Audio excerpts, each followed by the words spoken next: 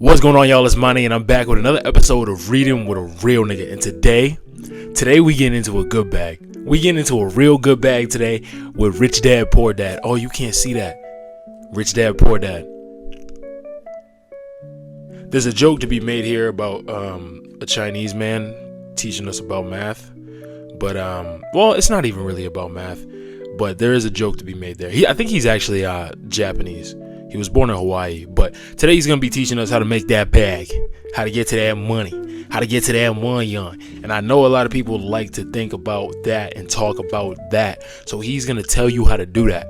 A little background on him, but he gives it in the book. When it says Rich Dad, Poor Dad, he didn't have two dads in a way that a lot of people might be thinking, but he didn't have two dads in a way a lot of people might be thinking. What comes from Rich Dad, Poor Dad was that he had his dad, who was poor dad, very educated, yada, yada, yada, but he was still struggling to get by, living paycheck to paycheck. One thing I actually learned the other day, well, I think it was yesterday, 70% of people, like Americans, are living paycheck to paycheck. So if you go in your neighborhood and you count 10 houses, right? 7 out of those 10 houses, if they missed if their paycheck got delayed, they'd be in trouble. 70%? That's ridiculous, dog. But anyways, he's gonna teach you how to avoid that, because obviously a lot of people might want to avoid that. But he gives a lot of good game in here. There's a lot of good game. Chapter 1, lesson 1. The rich don't work for money. The poor and the middle class work for money. The rich have money work for them. So the big thing he wanted to get across was find a way to get money to work for you. One of the biggest takeaways from this book, and it's so simple, is learning what is an asset and what is a liability. There are so many things that we buy believing they're assets. The biggest one that he mentions in the book being your house. A lot of people think having a house is an asset. And he argues that a house is a liability. A house is taking money out of your pocket. The difference between an asset and a liability is that a liability takes money out of your pocket and an asset puts money in your pocket. So the big thing you want to do is limit your liabilities and maximize your assets. You want to build up a portfolio of assets that's so large that you won't even have to worry about what liabilities you have, because the assets will always outweigh that. You want to build up as many assets as you can instead of piling on liabilities. We pile on so many liabilities in life, things like debt. We're taking out car loans, we're buying a house, we're doing all this stuff, we're buying things that we can't even afford, and we're borrowing money from other people, and then we're giving ourselves this whole, it's pushing us all back. All this debt that we have that we're building up is pushing us all back. It's not allowing us to progress forward. So the one thing you have to really understand is that you want your money to work for you. Build your asset column and try to limit as much as you can in your liability column. Most of the time, life does not talk to you. It just sort of pushes you around. Each push is life saying, wake up, there's something I want you to learn. Now that's some good game right there. Life is going to be pushing you around and there's nothing you can do about it. You just got to know what to do.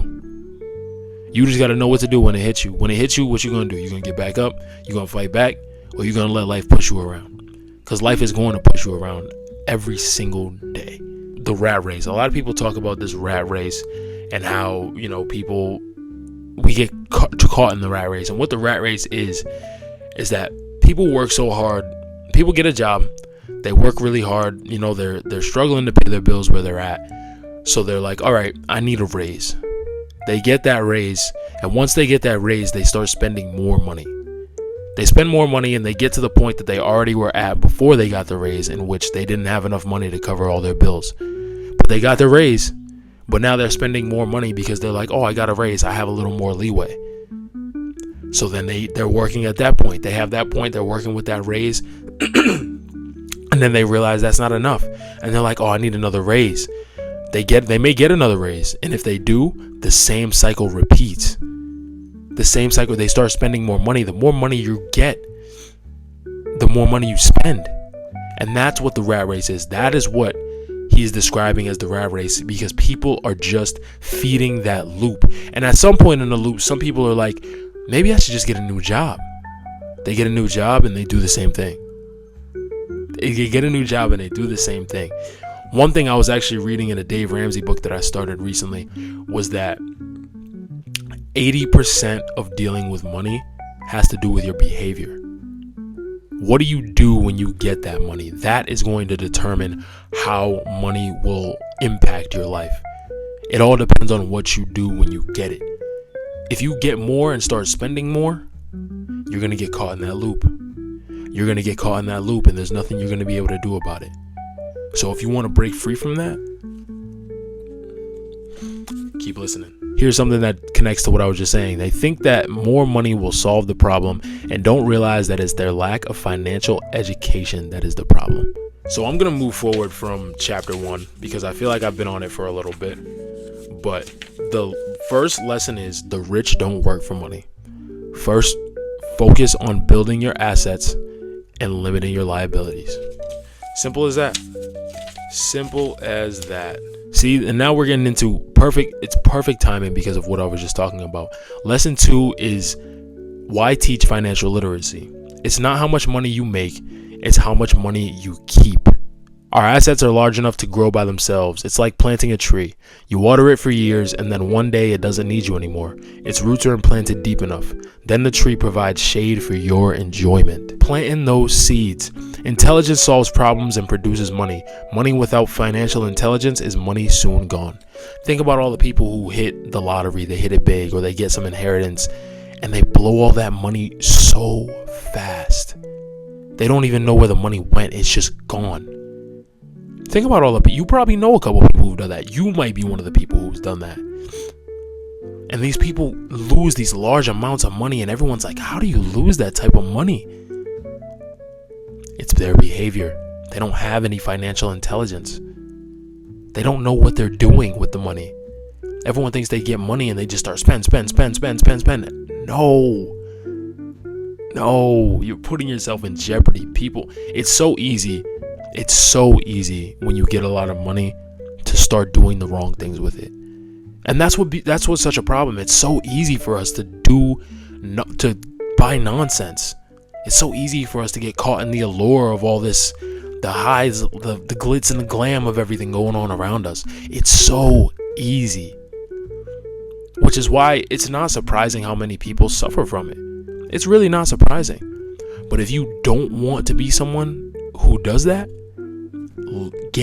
become financially literate. Become financially literate. I want to see how I can show this, because this is the asset and the liability column on the income sheet. Now, I'm not going to explain this fully, but if you get the book, you'll understand it. But I had to show that because it's a very good thing. If you want to, screenshot that or something and save it, because once you can understand that, you'll know. So that was the cash flow pattern of an asset. And now this is the cash flow pattern of a liability. That is so you'll be able to know the difference. Why the middle class struggle? Their primary income is through their salary. As their wages increase, so do their taxes. Their expenses tend to increase in proportion to the salary increase, hence the phrase, the rat race. It's what I was just talking about not too long ago. And the one thing I didn't mention is how taxes increase when your money increases as well. You get taxed more the more you make, which is why the upper middle class, I believe, is the most taxed, or the middle class is the most taxed out of all the tax brackets. It's one of the two. I have to double check because I'm not positive. But because they make that upper echelon of money, but they don't have the little oomph to be in that top, the upper class. They don't have that little oomph, so they're being taxed the most by the government. You're always going. It's crazy because I wish I remembered what it was exactly, but you're taxed more working a job than you are taxed on assets. So let's say you invest in stocks and you hit something very big on stocks. The tax you get from capital gains is less than the government is going to tax you. Now, don't quote me on it because I do have to double check because I'm not positive, but that is what I believe I had seen the other day. So you're going to be taxed more on what you take out of an investment. I mean, you're going to be taxed more on just working regular, working hard, doing what you got to do. You're going to be taxed more on that than you will be on investing, which is why the rich stay rich. And it's why people are like, oh, why the rich don't pay taxes? They do pay taxes, but they're smart. They work their money in ways in which they don't have to pay as much. That's where financial literacy comes in. It all comes down to financial literacy and understanding how to work smarter with your money. People always say work harder for money. It's about working smarter. The rich are just outsmarting everyone else. That's it. The rich are just outsmarting everyone else.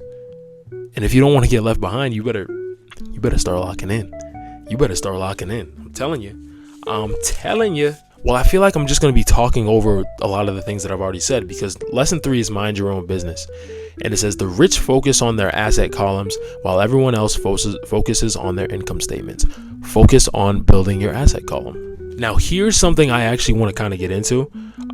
This might be the last, I don't know. I guess we'll see. But here's something I actually want to get into because it's the history of taxes and the power of corporations. A lot of people are saying it's a real common thing throughout life now where people are like, oh, you should tax the rich more. Why are we getting so many taxes? The rich have all the money. It goes back to what I was just saying. The rich are smarter than us. Simply put, the rich are smarter than us. They're smarter. They know how to work their money. They understand the law. The rich will never be taxed more. Listen to me. The rich will never be taxed more. Never.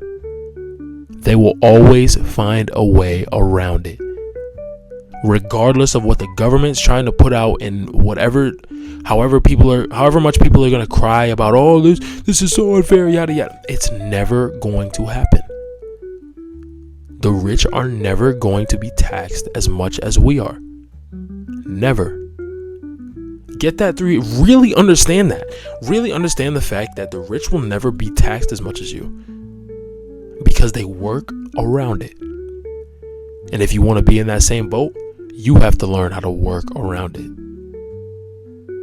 It's all it comes down to, man. It's really all it comes down to. All this stuff is tying together. Lesson 5, the rich invent money. Often in the real world, it's not the smart who get ahead, but the bold. I was saying they were outsmarting us, which they are, but outsmarting us in a way, when he says smarts here, he's saying smarts like book smarts, like all those people who are highly specialized, the quote unquote nerds. It's not about necessarily understanding so much. One thing he says in this book is that his rich dad told him not to learn a lot about a little, but know a little about a lot. You don't have to be that smart. You just have to outsmart everyone else and you be bold, take the action. One of the biggest things he says that holds us back from being rich is our fear. We're so fearful when it comes to money. Everyone fears that. Everyone fears not being able to pay their bills. Everyone fears bill collectors. Everyone fears, the government coming after them, the IRS. Everyone fears that, and it holds them back. It holds them back. We get addicted to what we're already going through because we're too scared to push forward and push through it. Fear is what controls our money and our spending habits and what we do with our money. It's all controlled by fear. So understand how to harness your fear and use it in a way in which it's going to make you even more money. Things are going to happen, and if things do happen, you have to have the financial aptitude to be able to work through it. And that's what he wants to teach you. He wants you to be able to take risks, because if you don't take risks, you can't reap the benefits. If you remain comfortable and stay where you are, you can't reap the benefits that people taking risks are reaping. You can't do it. You have to take the risks and keep moving forward. Here's the last thing I'll probably talk about is the 5 main reasons why financially literate people may still not develop abundant asset columns that could produce a large cash flow. The 5 reasons are fear, cynicism, laziness, bad habits, and arrogance. Fear, I just talked about. Cynicism, Cynicism is the noise either created inside our heads or noise from outside, often from friends, family, coworkers, and the media. This is like doubts, the doubts that kick in. Oh, I can't do this. This is too difficult. I won't be able to understand this. I won't be able to get this down. Yes, you can. People are going to be telling you you're crazy. People are going to be like, oh, that's never going to work. What do you think is going on? How many times do you think the richest people in the world had people in their ear saying, hey man, this isn't going to work? Don't listen to them.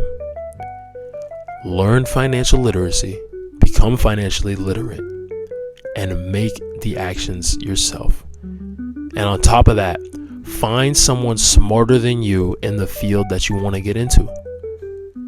If you want to start investing, find an investor who knows what they're doing. Find an investor who understands the markets. Find an investor who understands how and how much money to put into the stock market. Find someone smarter than you. It's another thing they talked about in this book. His rich dad found people and hired people who were smarter than him, which made him, guess what? Even more money. People have too much pride when it comes to, having people around them who are smarter than them. You want to have people around them you want to have people around you who are smarter than you. What do you think is going to motivate you to get stronger, get smarter? Flex your mental muscles. What do you think? Come on, man. Overcoming laziness. Here's something a lot of people might not want to hear. Busy people are often the most lazy. Hold on. They're busy, and they stay busy as a way of avoiding something they do not want to face. If you remind them, they often respond with anger or irritation. That's the most common form of laziness. Laziness by staying busy. I won't even get deeper into that bag. I will not do it. And then it's overcoming bad habits and overcoming arrogance. And yeah, that's I'm not gonna get into the getting started point. I'm not, because he talks about how to get started and where to go from there. But I'm not gonna get into that because I want you all to read it for yourselves and know that. So that was Rich Dad Poor Dad, to the best of my ability, a good overview. I didn't even take any notes for this one, so I kind of just raw dogged it, but I think I did pretty well. And I think it's because it's fresh on my mind, simply because I just read it. But either way, Robert Kiyosaki, Rich Dad Poor Dad. Get you a copy, man. It really doesn't take that long to read. It's really an easy read, and I promise it'll change the way you see everything.